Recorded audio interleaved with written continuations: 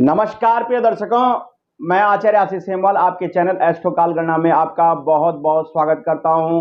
प्रिय दर्शकों, आज मैं आपको बताने जा रहा हूं राहु ग्रह के राशि परिवर्तन के बारे में। राहु ग्रह 30 अक्टूबर 2023 से 20 मई 2025 तक मीन राशि में रहेंगे और मीन राशि में राहु ग्रह प्रवेश करने वाले हैं। अभी तक राहु ग्रह मेष राशि में थे। ये राहु का राशि परिवर्तन कैसा रहने वाला है मिथुन राशि वालों के लिए और मिथुन लग्न वालों के लिए। प्रिय दर्शकों, यहाँ पर मैंने जन्म कुंडली का निर्माण किया है। आप देख लीजिए, जहाँ 3 अंक लिखा हुआ है वो आपकी राशि और आपका लग्न है मिथुन राशि। और आपकी राशि से एकादश भाव जो लाभ का भाव है, उस भाव में जहाँ पर 1 अंक लिखा हुआ है उस भाव में राहु ग्रह और साथ में देवगुरु बृहस्पति ग्रह विराजमान हैं। 30 अक्टूबर तक ये योग बना रहेगा। उसके बाद ये योग परिवर्तन हो जाएगा, गुरु चांडाल दोष समाप्त हो जाएगा। देखिए, राहु ग्रह वैसे तो एकादश भाव में बहुत अच्छा फल देते हैं, लेकिन यहाँ पर देवगुरु बृहस्पति भी विराजमान हैं। वैसे सभी ग्रह एकादश भाव में अच्छा फल देते हैं, चाहे शुभ हो चाहे अशुभ ग्रह हो चाहे पाप ग्रह, सारे ग्रह एकादश भाव में अच्छा फल देते हैं। लेकिन यहाँ पर जो पोजीशन बनी है गुरु चांडाल योग की पोजीशन बनी, यानी कि आपके अंदर मानसिक तनाव होगा, ज्ञान आपका साथ नहीं देगा, चिड़चिड़ापन, परिवार में दिक्कतें, कर्ज संबंध में दिक्कतें, धन संपदा में दिक्कतें और सुकून में प्रॉब्लम, भूमि भवन प्रॉपर्टी में दिक्कत, यानी कुछ ना कुछ प्रॉब्लम यहाँ पर राहु और देवगुरु बृहस्पति आपस में जो योग बना है इन दोनों का, इससे आपको हो रही थी। और देवगुरु बृहस्पति 21 अप्रैल से यहाँ पर विराजमान है। राहु ग्रह यहाँ पर बैठ करके आपको अचानक धन संपदा के योग बना रहे थे, लेकिन अब देवगुरु बृहस्पति भी स्वच्छंद एकादश भाव में आपको अच्छा फल देंगे। साथ में राहु ग्रह भी अब जहाँ पर 12 अंक लिखा हुआ है, यानी कि आपका कर्म भाव दसम भाव जहाँ पर 12 अंक है वहाँ पर राहु ग्रह विराजमान हो जाएंगे। ये भाव जो है आपके काम का है, जो आप काम करते हैं, नौकरी करते हैं, बिजनेस करते हैं, आप व्यापार करते हैं, जहाँ भी जो भी सरकारी डिपार्टमेंट में है, प्राइवेट सेक्टर में है, छोटे मोटे व्यापारी हैं, बड़े उद्योगपति हैं, वो भाव है ये दशम भाव, कर्म भाव इसको कहते हैं।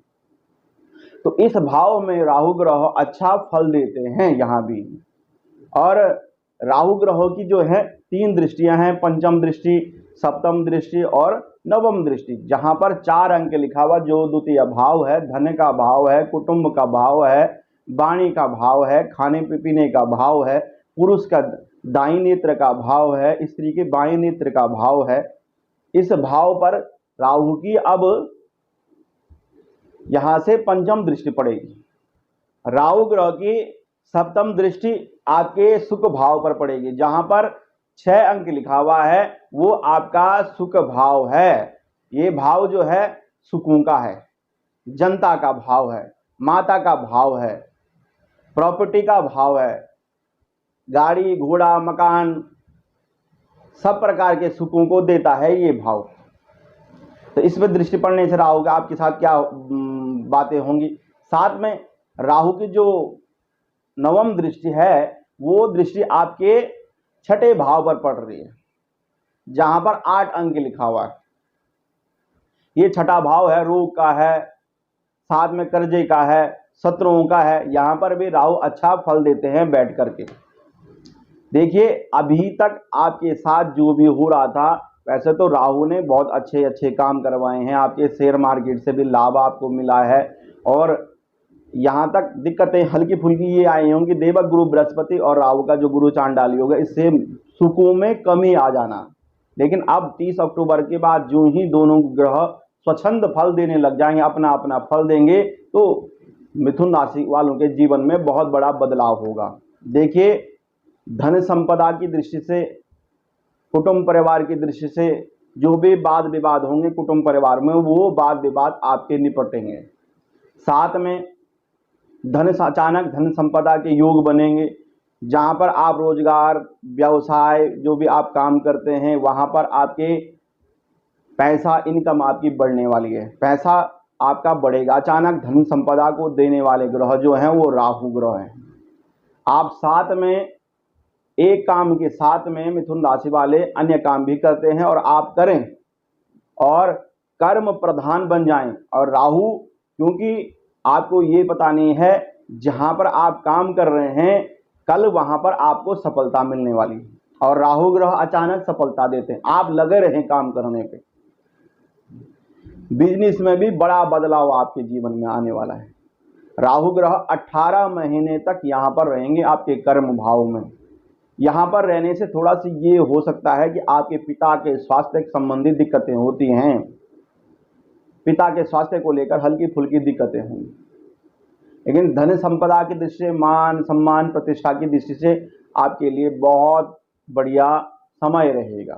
साथ में वाणी पे आपने कंट्रोल करना है। जो आप काम करते हैं, जहां भी आप रोजगार करते हैं, क्योंकि मिथुन राशि वाले वैसे वाणी के धनी होते हैं, लेकिन वाणी में अचानक उबाल, जैसे आप गैस में दूध रखा हुआ है तो अचानक उबाल मार जाता है, ऐसे ही आपकी वाणी के अंदर भी अचानक कुछ ऐसा होगा कि आप अब शब्द किसी के साथ बोलने लग जाएंगे। आपने अपने अब शब्दों पर विशेष ध्यान देना है। वाणी का बहुत सोच समझ के प्रयोग करना है, क्योंकि राहु की दृष्टि वाणी भाव पे है।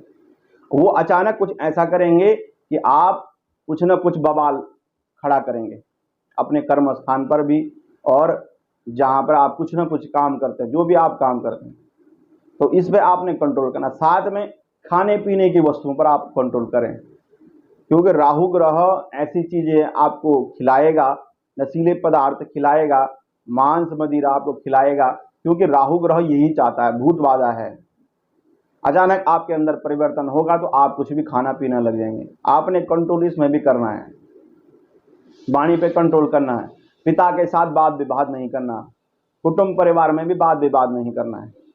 आपको अन्यथा दिक्कतें पैदा होंगी। और मित्रों के साथ भी वाद विवाद नहीं करना, अपने दोस्तों के साथ भी वाद विवाद से बचना है। वाणी से ही सब कुछ गड़बड़ हो सकता है आपका, आपके चरित्र से कोई दिक्कतें नहीं होंगी, अचानक कुछ होगा। इसलिए आपने पहला जो सूत्र है, वाणी पर कंट्रोल करें। आपके भूमि भवन प्रॉपर्टी का सुख आपको मिलेगा। माता के स्वास्थ्य की समस्याएं जो हैं वो समस्याएं सॉल्व होंगी। और साथ में मकान का योग बनेगा। अगर आपके पास प्रॉपर्टी नहीं है तो प्रॉपर्टी का बहुत बढ़िया योग बन रहा है। इस प्रॉपर्टी के योग में आपको अचानक पैसा कहीं से मिलेगा, जो आप दूसरा काम करेंगे साथ में उसमें अचानक पैसा मिलेगा, और उस पैसे से आप अपना कुछ नया खड़ा करेंगे, चाहे व्यापार खड़ा करेंगे। और साथ में संतान के लिए भी बढ़िया योग है। संतान का योग देवगुरु बृहस्पति आपका बनाएंगे, पुत्र संतान का योग बनेगा। साथ में विवाह का योग भी बनेगा। कर्जा संबंध में जो दिक्कतें हैं, पैसे संबंध में जो दिक्कतें हैं, पैसे की तो आप मान के चलो, पैसे की सब समस्याएं आपकी धीरे धीरे धीरे करके समाप्त हो जाएंगी। कर्जा भी आपके ऊपर कम होगा। साथ में शत्रु बाधा जो भी होगी, शत्रु बाधा समाप्त हो जाएगी। जो भी कोर्ट कचहरी के कुछ भी मामले हैं मिथुन राशि वालों के, क्योंकि राहु की जो छठे भाव पर दृष्टि पड़ेगी तो आपको सब जगह से विजय प्राप्त होगी। लेकिन शत्रु बाधा पीछे आपके शत्रु बहुत बढ़ेंगे। स्वास्थ्य को लेकर हल्की फुल्की आपको समस्याएं आ सकती हैं। पाचन तंत्र में दिक्कत हो सकती है, रक्त विकार की समस्या आपको हो सकती है। हल्की फुल्की स्वास्थ्य, इतनी बड़ी कोई बात नहीं है। स्वास्थ्य को लेकर हल्की फुल्की आपको समस्याएं रहेंगी, जैसे कभी सर में दर्द हो जाना, अचानक चिंताएं बढ़ जाना, और उससे आपकी बीपी बढ़ जाना, ये हल्की फुल्की कभी कभी आपको होगी। अन्यथा खर्चा भी आप बहुत करेंगे, यानी कि अपने सुखों पर खर्चा करेंगे, शॉपिंग आप ज़्यादा करेंगे, वस्त्रों पर ज़्यादा खर्चा करेंगे, खाने पीने की वस्तुओं पर ज़्यादा खर्चा करेंगे, घर की सुंदरता बढ़ाने के लिए खर्चा करेंगे, अपने जीवन को परिवर्तन करने के लिए खर्चा करेंगे, तो खर्चा भी आपका अधिक होगा। भाग्य का साथ आपको मिलता हुआ दिखेगा। जो थोड़ी बहुत बातें हैं वो आपके साथ, दिक्कतें जो मैंने बताई हैं वो भी आपको सावधान रहना चाहिए। और विदेश से जुड़े हुए मामलों में भी आपको लाभ होगा। जो मिथुन राशि वाले विदेश में रहते हैं उनकी उन्नति के भी पूर्ण योग बन रखे हैं, उन्नति के अवसर मिलेंगे। नौकरियों में भी बहुत बड़ा बदलाव हो सकता है। और साथ में नौकरियों में आपको ज़्यादा से ज़्यादा नौकरियां अब मिलेंगी। मिथुन राशि वालों को आप जहां इंटरव्यू दे रहे थे कुछ असफलता आपको लग रही थी, लेकिन अब 30 अक्टूबर के बाद देवगुरु बृहस्पति एकादश भाव में है, राहु कर्म भाव में बैठे हुए हैं। नौकरियों में बहुत बड़ा आपके सामने ऑप्शन आएंगे, आप नौकरी चेंज भी कर सकते हैं।